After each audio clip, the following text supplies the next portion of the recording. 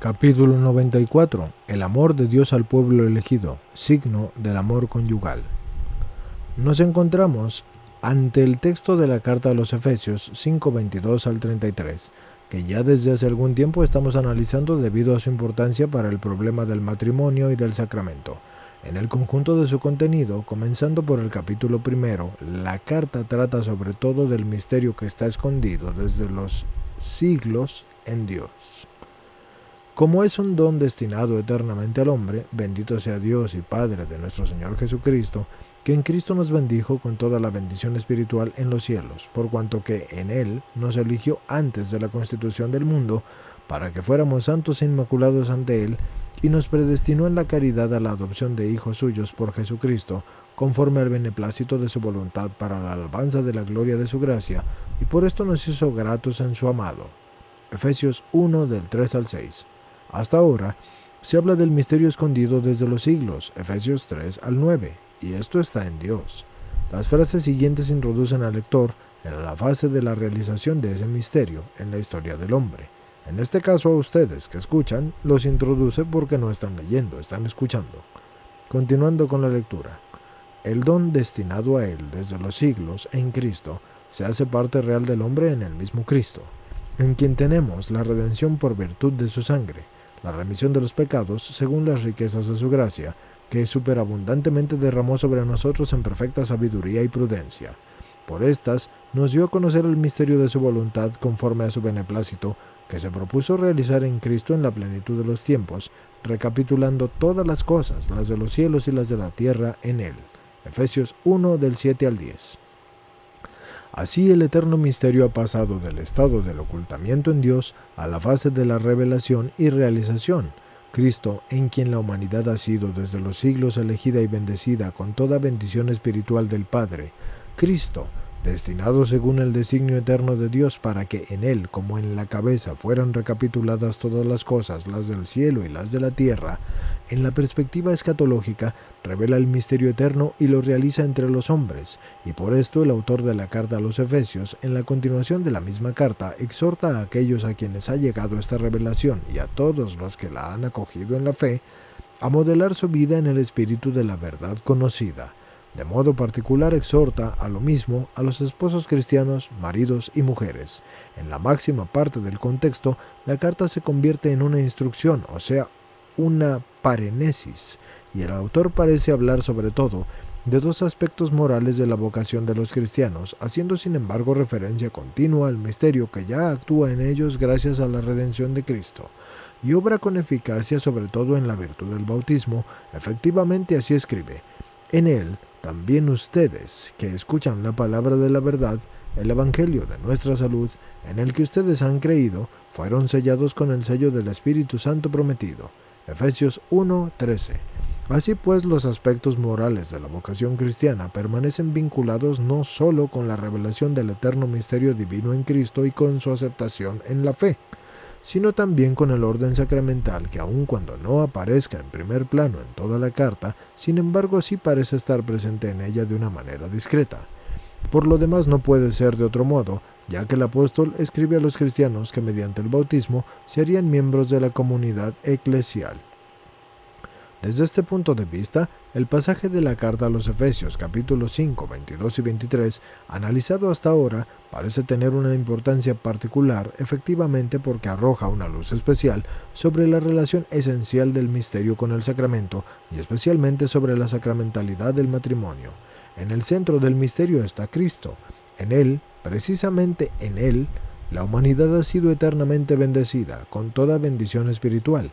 En él, en Cristo, la humanidad ha sido elegida antes de la creación del mundo, elegida en la caridad y predestinada a la adopción de hijos, cuando después, con la plenitud de los tiempos, este misterio eterno se realiza en el tiempo, también se realiza en Él y por Él, en Cristo y por Cristo. Por medio de Cristo se revela el misterio del amor divino, por Él y en Él queda realizado. En Él tenemos la redención por la virtud de su sangre y la remisión de los pecados. Efesios 1:7. De este modo, los hombres que aceptan mediante la fe el don que se les ofrece en Cristo se hacen realmente partícipes del misterio eterno, aunque actúe en ellos bajo los velos de la fe. Esta donación sobrenatural de los frutos de la redención hecha por Cristo adquiere, según la carta de los Efesios 5 del 22 al 33, el carácter de una entrega nupcial de Cristo mismo a la Iglesia a semejanza de la relación nupcial entre el marido y la mujer. Y por lo tanto no solo los frutos de la redención son un don, sino sobre todo lo es Cristo. Él se entrega a sí mismo a la Iglesia como a su esposa.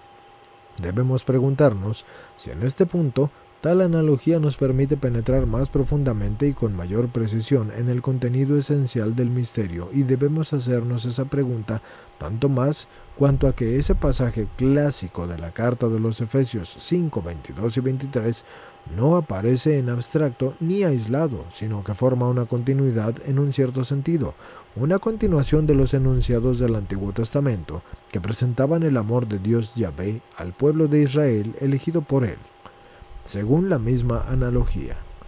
Y se trata, en primer lugar, de los textos de los profetas que en sus discursos han introducido la semejanza del amor nupcial para caracterizar de un modo particular el amor que Yahvé nutre por Israel, el amor que por parte del pueblo elegido no se encuentra en la comprensión y en la correspondencia, y más aún allá, en infidelidad y traición.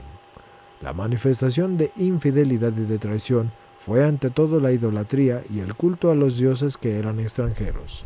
A decir verdad, en la mayoría de los casos se trataba de poner de relieve de una manera dramática precisamente esa traición y esa infidelidad llamadas adulterio de Israel, y sin embargo, en la base de todos estos enunciados de los profetas está la convicción explícita de que el amor de Yahvé al pueblo elegido puede y debe ser comparado con el amor que une al esposo con la esposa y al amor que debe unir a los cónyuges.